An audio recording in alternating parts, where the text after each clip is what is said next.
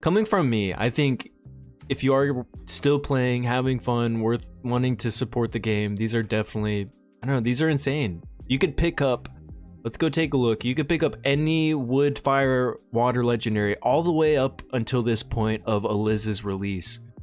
Of course, you can't pick up Aliz, I don't believe. I think Aliz and any legendary after, you aren't going to be able to select, but that does leave quite a few, like Shane. He's used as a main support pretty much everywhere. His damage increase is unmatched. I feel like he is pretty unmatched in his role, so I think Shane is definitely up there. Who else would we say? Muriel is a little below Shane for me, but she's not by a lot, because Muriel is also an insane support. You know, she is the extra basic attack, kind of similar to Florence here on her trait. She's also got quite a bit of buffs on her special ability that doesn't even require her to take a, like, use a turn and activate. It's kind of like a passive. So I think Muriel is definitely up there, but definitely below Shane. Who else? So we looked at Lasir. Let's take a look at Soul Plunders. Gangelo's kind of fallen out of meta. Back in year 1, we definitely would have said Gangelo here. It's kind of crazy. No one's gonna pick Desmond. Don't even try to meme or anything. Ackerley would definitely be up there. He's definitely worth picking up because he makes the poison debuff extremely viable in our current meta. You can see insane damage from him in Guild Boss, as well as I've been seeing some people use him in PvE, some gear dungeons too. We can take a look in his formation statistics. He's widely used. Shoot, some people have even been using him in PvP, which I don't feel like is crazy viable, but you definitely can if you want to. So next, let's take a look at Sylvan Woodlands. Most of these RGBs have kind of been power crept a little bit. Tashir just got a buff, so I'll be testing her out these next few weeks, whether or not she does have a really strong place in the current meta.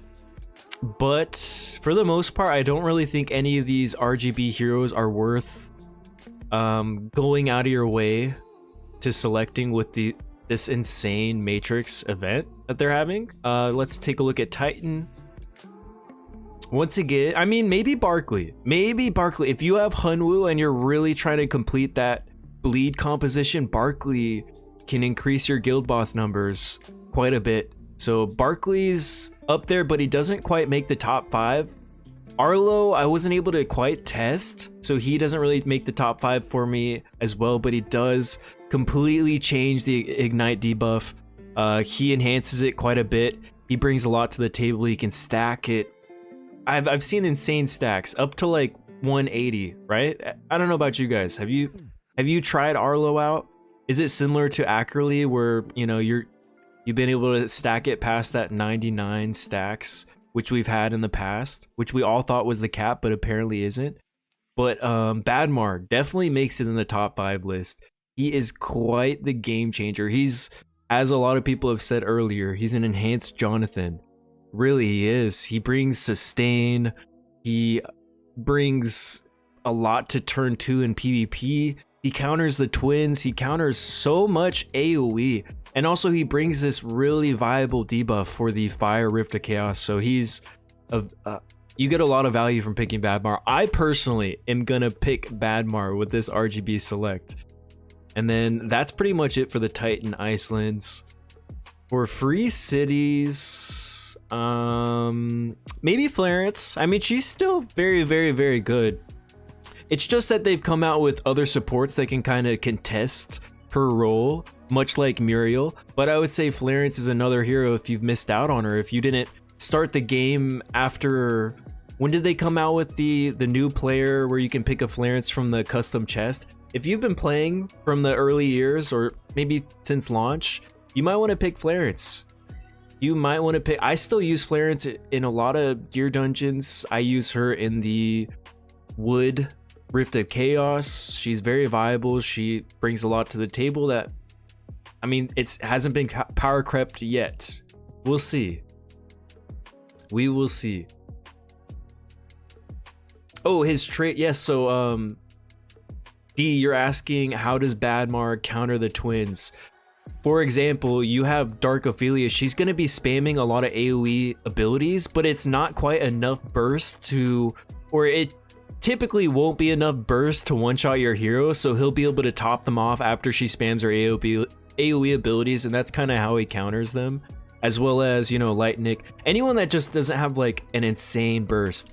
For example, you know, your Ryan, he's definitely going to be one-shotting your dudes, so you won't be able to get the value from this heal. However, if you bring him into an AoE team comp that, you know, isn't quite there to nuke you down in one move, but they're there just to tickle you every single round, he's going to hard counter those guys completely. He's super good. As well as any content that has AoE as well, he's going to be very valuable for. So that's kind of how Badmar, in my mind, counters the twins. So next, once again, free cities. We have a few heroes here that are definitely worth picking with the Selector. Once again, Florence is, as well as Hunwoo. Hunwoo is an insane universal single target DPS that I use in Guild vs Environment, I use in Guild Boss, I use in Rift of Chaos. I've even seen people use Hunwoo in PvP, so he makes it on my list. So far we've got Shane, so far we've got Badmar, so far we've got Florence, and so far we've got Hunwoo on my top 5. Dragon Scale. If we can pick, hold on. Do you guys know if we can pick Cordelia? Because she might make it in that 5th slot if we can. Just for PvP, she's an answer for a lot of those broken LD heroes. At least if you can control them, if they aren't bringing a cleanser to counter her morph, she hard counters all of those broken guys. So I would personally put her on my top 5 list just for PvP, as well as, I mean, she's great for her faction crypt as well, which is another end game content that you like to think about. She helps out a ton there. People use her in Guild vs Environment too. So let's continue taking a look at some of our honorable mentions maybe. And then also we have Visitors by the Sea. This is the last faction. And I don't think anyone here particularly stands out. I mean, there's a few really good heroes here, but for the most part, we kind of touched on who I would select with this RGB selector. It's definitely worth it in my opinion, because once again, if we were comparing the numbers of if you wanted to select a certain unit in this game, you would have to spend 400 shards for a 400 shard guaranteed banner, which at minimum is going to cost you $400 versus this RGB Matrix event that is currently going on for the month of September, which I believe comes around, if you are completing these summon events, I think it's only going to cost you about 80 bucks if you are able to complete these hero summon rallies. $80 versus 400. I don't know about you guys, but 80 bucks sounds a lot better than 400 for my guaranteed pick.